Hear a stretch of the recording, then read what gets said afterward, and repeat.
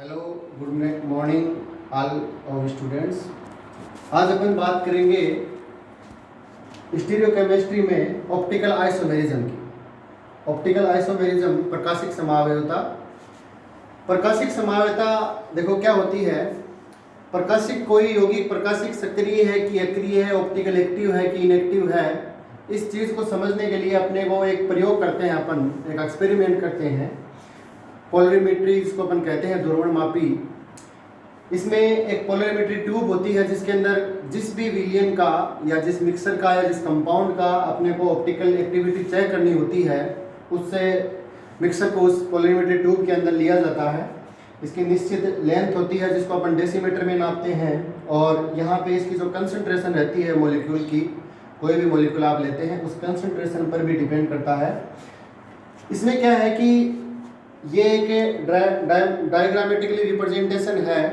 इसके अंदर क्या होता है कि जब भी कोई लाइट होती है, लाइट आपको पता है प्रकाश विद्युत चुम्बकीय जो किरणें होती हैं, विकिरणें होती हैं, इलेक्ट्रोमैग्नेटिक रेडिएशंस, इनकी एक संचरण की तरंग गति होती है। अनुप्रस्थ तरंगों के रूप में गति करता है प्रकाश, और यह जो इथर वायुमंडलीय इथर कण होते हैं उनके जो है संचरण के कारण, कंपन संचरण के कारण इसकी गति होती है। और यह जो सामान्य प्रकाश होता है वह सभी दिशाओं के अंदर समान रूप से वितरित रहता है, जिस तरह से आपको जो है डायग्राम में यहाँ पे दिख रहा है। अगर इस सामान्य प्रकाश को अपन निकोल प्रिज्म में से गुजार देते हैं, निकोल प्रिज्म, तो आपका यह जो लाइट है यह सिर्फ एक प्लेन के अंदर गति करता है, लंबवत। इस प्लेन को अपन कहते हैं समतल ध्रुवित प्रकाश का तल, प्लेन ऑफ पोलराइज्ड लाइट।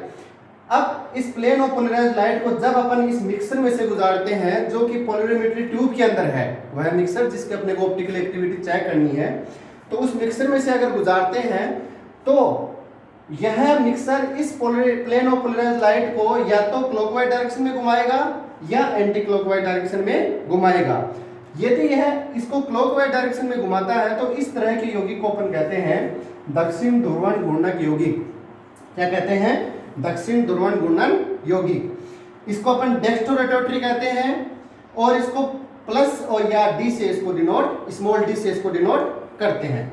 इसी प्रकार से यदि यह कंपाउंड आपका समतल ध्रुवित प्रकाश के तल को लेफ्ट हैंड साइड में यानी एंटी क्लॉकवाइज डायरेक्शन में घुमाता है तो इसको अपन ल्यूरोटेटरी कहते हैं, वाम ध्रुवण घूर्णक यौगिक कहते हैं, और इसको अपन -L से डिनोट करते हैं। तो इस तरह से यदि कोई कंपाउंड या कोई समूह है कंपाउंड का किसी समतल ध्रुवित प्रकाश के तल को रोटेट करता है, चाहे वह दक्षिण दिशा में यानी +D हो या -L, तो दोनों ही स्थितियों के अंदर वह कंपाउंड क्या होगा? ऑप्टिकल एक्टिव यानी प्रकाशिक सक्रिय कंपाउंड होगा। और यदि वह प्लेन ऑफ पोलराइज्ड लाइट को किधर भी मूव नहीं करता है, यानी प्लेन ऑफ पोलराइज्ड लाइट आपकी ऐसी की ऐसी रहती है जैसी आपने यहाँ पे पास की थी, इसका मतलब है कि जो भी आपने मिक्सर यहाँ पे लिया है, यानी कोई भी मिक्सर आपने लिया है, कोई भी कंपाउंड लिया है, वह कंपाउंड आपका ऑप्टिकल इनएक्टिव कंपाउंड है, यानी वह प्रकाश के प्रति सक्रिय नहीं है, ऑप्टिकली इनएक्टिव है। अब देखो एक एग्जांपल से अपन इसको समझते हैं। ऑप्टिकल एक्टिविटी जो है ये मॉलिक्यूल की कायरलिटी पे डिपेंड करती है। मॉलिक्यूल की कायरलिटी का मतलब ये होता है कि कोई भी मॉलिक्यूल जो असमित कार्बन जिसके अंदर होता है, यानी एसिमेट्रिक अगर कोई मॉलिक्यूल होता है तो वह कायरलिटी उसकी होती है। असमित मॉलिक्यूल के बाद जैसे मैंने एक लैक्टिक एसिड का एग्जांपल ले रहा हूँ, ये आपका CH3, ये आपका OH और ये H, इसका ये आपका हो गया मिरर इमेज, और ये आपका हो गया लैक्टिक एसिड। क्या हो गया? ये लैक्टिक एसिड।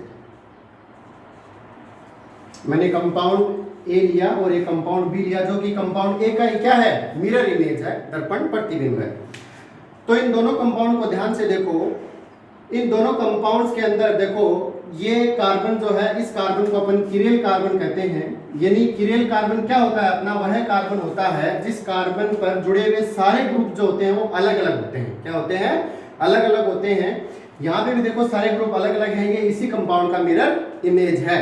तो कंपाउंड ए और बी दोनों क्या है कि एक दूसरे के मिरर इमेज है, और इस कंपाउंड को अगर मैं यूं उठा के और इस कंपाउंड के ऊपर रखूंगा, इसका मतलब क्या है कि देखो इस COOH के ऊपर ये COOH आ जाएगा, इस OH के ऊपर ये H आएगा और इस H के ऊपर ये OH आएगा। इसका मतलब यह कंपाउंड इसके ऊपर अध्यारोपित नहीं हो रहा है, नॉट सुपर इम्पोज। यानी ऐसे यौगिकों का समूह है जो कि एक दूसरे के मिरर इमेज हो, दर्पण प्रतिबिंब हो और एक दूसरे के ऊपर सुपर इम्पोजिबल नहीं हो, यानी अध्यारोपित नहीं हो।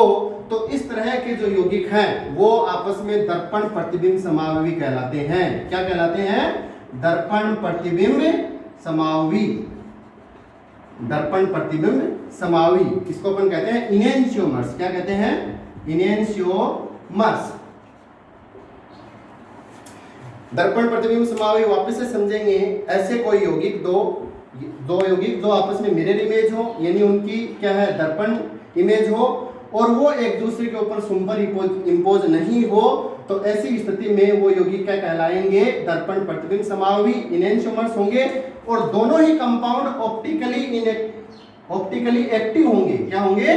ऑप्टिकली एक्टिव, प्रकाशिक सक्रिय। प्रकाशिक सक्रिय, दोनों ही कंपाउंड क्या होंगे? प्रकाशिक सक्रिय। तो ये दोनों कंपाउंड आपके होंगे प्रकाशिक सक्रिय। यहाँ पे ध्यान देने की बात जो है वो यह है कि मान लो कंपाउंड ए अगर +D है, यानी यह कंपाउंड अगर समतल ध्रुवित प्रकाश के तल को दक्षिण दिशा में यानी क्लॉकवाइज डायरेक्शन में घुमा रहा है, तो कंपाउंड बी ऑलवेज -L होगा। यानी कंपाउंड बी जो होगा वह आपका इसको विपरीत दिशा के अंदर यानी एंटी क्लॉकवाइज घुमाएगा। यानी जो इनेंशियोमर्स जो ग्रुप होता है, जो समूह होते हैं, वो दोनों कंपाउंड दोनों एक दूसरे के विपरीत प्रकाशिक सक्रियता दिखाते हैं। ये +D है तो -L होगा और ये -L है तो ये +D होगा। तो इस तरह से इनेंशियोमर्स जो है ये अपने होते हैं, ये दोनों ही प्रकाशिक सक्रिय हैं।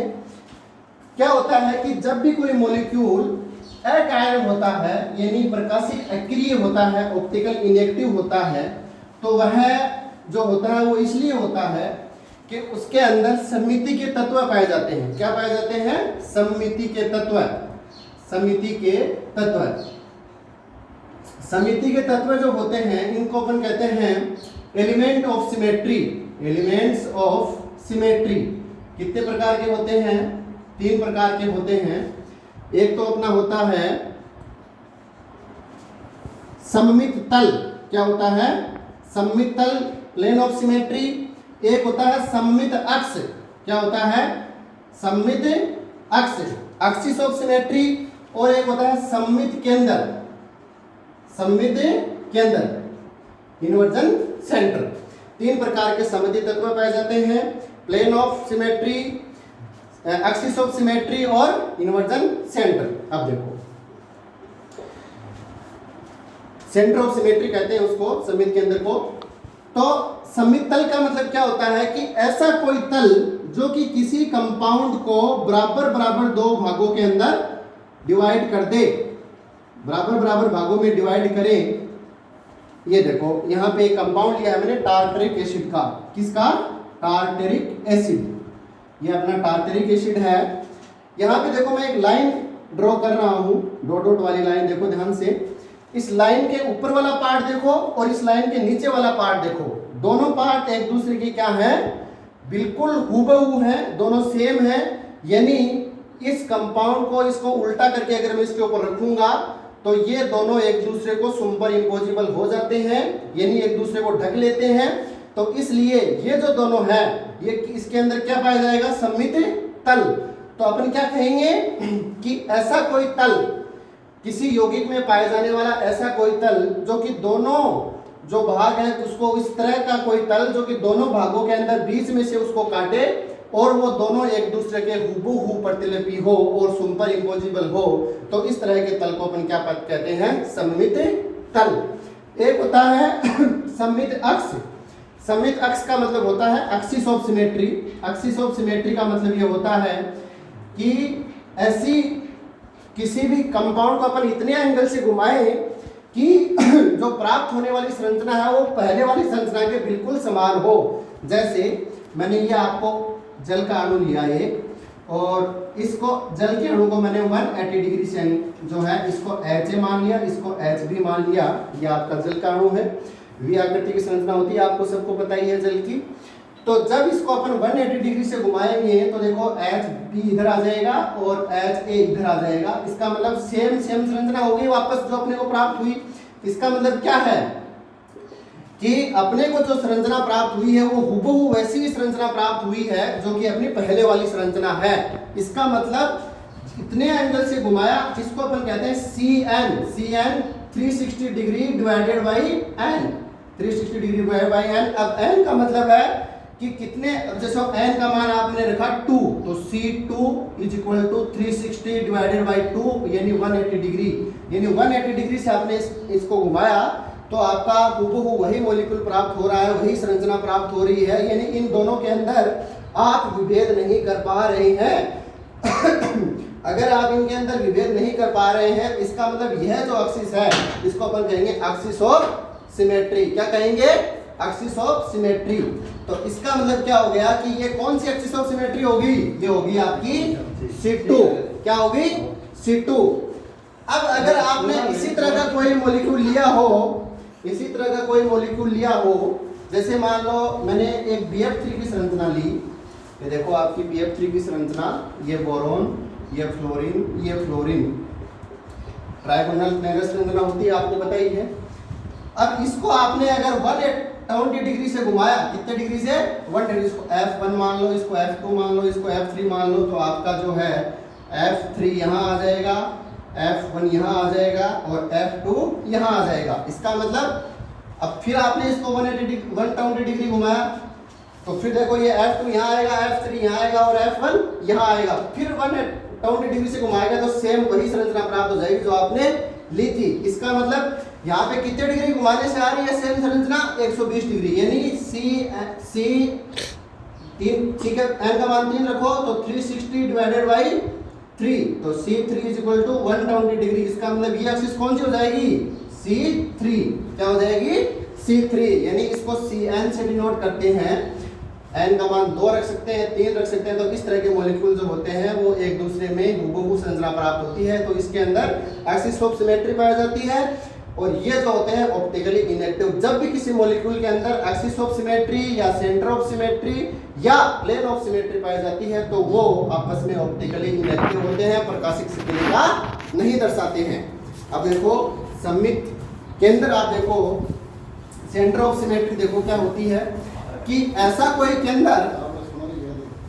केंद्र जिस केंद्र से सभी दिशाओं के विपरीत, उस केंद्र से विपरीत सभी दिशाओं के अंदर समान एनवायरनमेंट हो, समान जो है ग्रुप्स जुड़े हुए हो। जैसे मैंने एक बेंजीन की संरचना ली है, इस बेंजीन में देखो अपना ये सेंटर पॉइंट है। इस सेंटर पॉइंट के किसी भी दिशा में चलो, आप ऊपर चलो तो समान कार्बन है, नीचे चलो तो भी समान कार्बन है, इसके इधर चलो तो समान कार्बन है, इधर चलो तो भी समान कार्बन है, इधर चलो तो भी समान कार्बन है और इधर चलो तो भी समान कार्बन है।